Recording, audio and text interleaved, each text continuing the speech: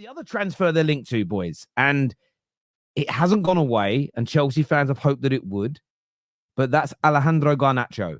Does that make, Mo, any sense to you as a deal for Chelsea at 50 to 60 million pounds that's being quoted? Absolutely not. These guys are idiots. If they go and sign Garnacho, this is something that nobody sees. Even Man United fans don't see. Even the more optimistic Man United fans don't see. Why do you want Garnacho? What does Garnacho offer you?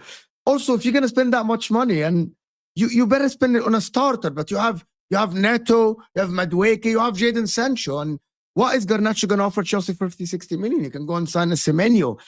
If you're going to spend that much money, like, you need a starter, you need an upgrade over what you have, not sign someone like him, unless, again, it's an opportunistic signing, and they believe, Chelsea owners, that they're going to get a profit on Sancho within 6 months or a year or 2 years.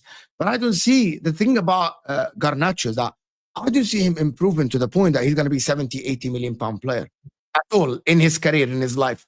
This guy will never be that guy. Like, if Julian Alvarez is sold for 90 million or 85 million pounds, Garnacho is at best a 35 million pound player, at best.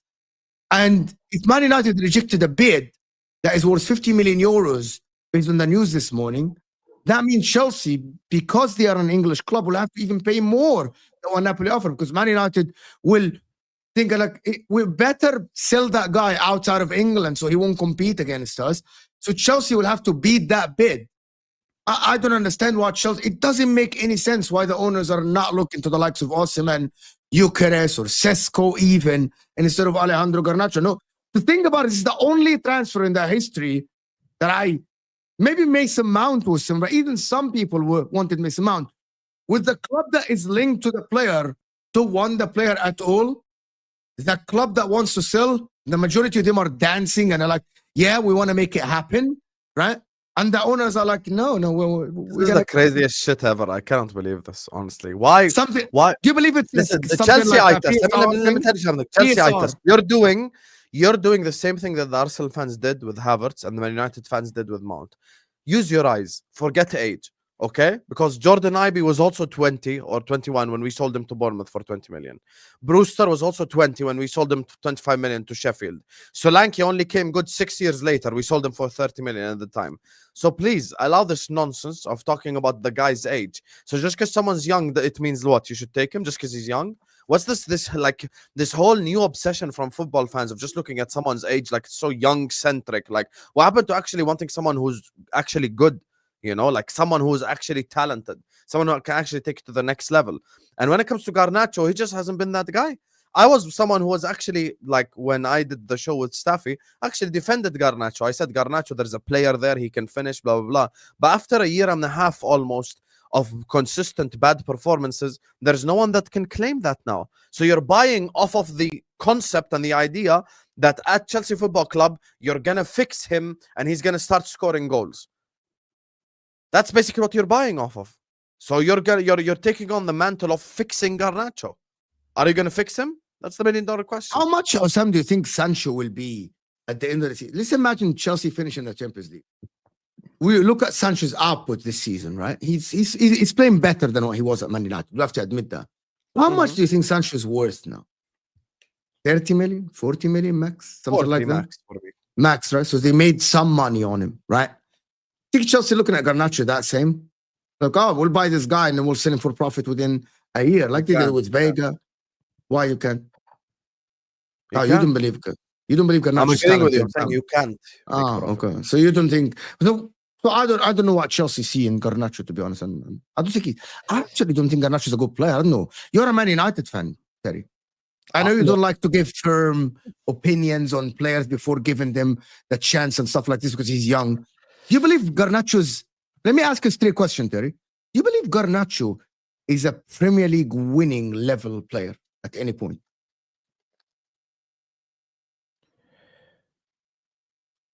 Terry likes Garnacho, so good luck, mate. It's not. I want to make... No, it isn't, but I want to word He's this. He's thinking how to answer this. Watch. It's how to word it, Robert. I know the answer in my head. I want to word it correctly. I think Garnacho could be part of a squad that wins the Premier League. I am not convinced anymore that he will be in the starting 11 to make that happen. Maybe 6 months ago, maybe a bit longer, I was really talking him up.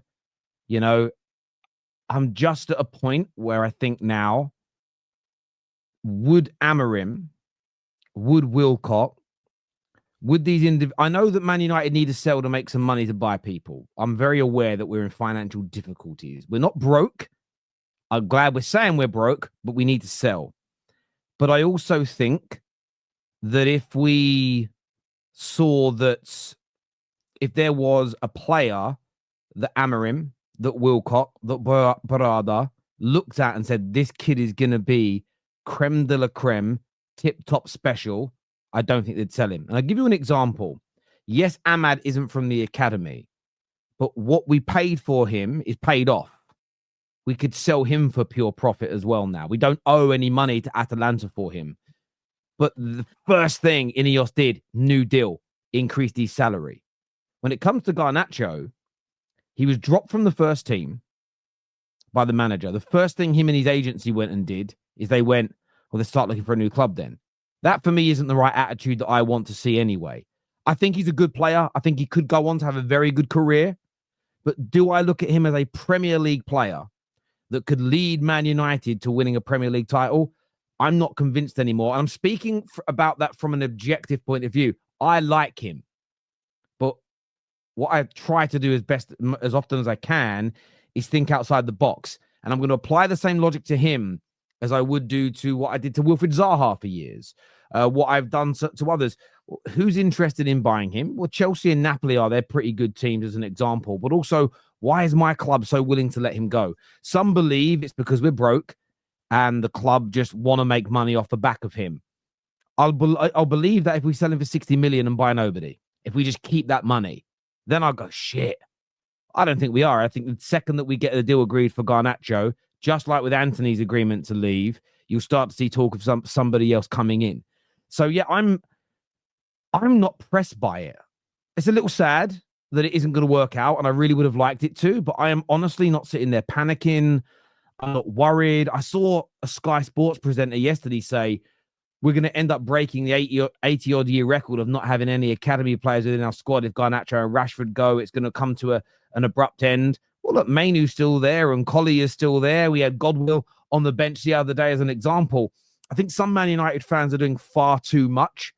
They're putting absolutely no faith in this rebuild, this complete club rebuild.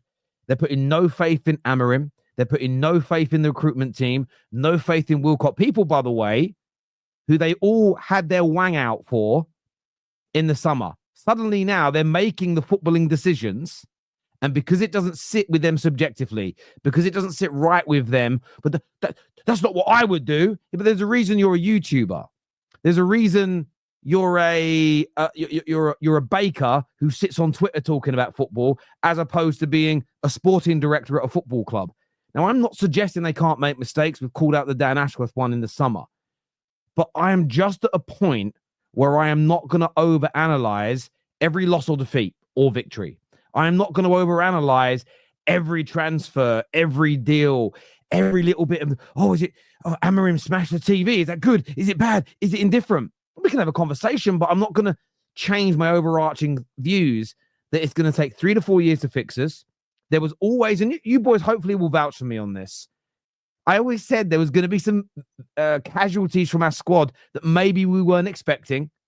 A player that we think is going to kill it with a good structure and a really good coach. Some of them are going to be moved on. There'll be others that we think they're going to be gone well quick, like a Maguire who suddenly might have a little resurgence for a period of time.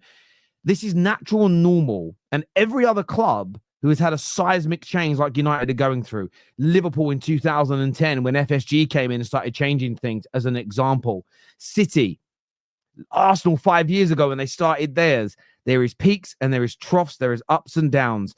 And I'm a little sad to see Garnacho potentially leave. But the idea that Man United is going to end Man United would have come to an end if we carried on behaving as we did in the last 11 years under the Glazers. And we're changing that. So I'm going to at least give it some time before I start having a meltdown. I really am going to give it a bit of time.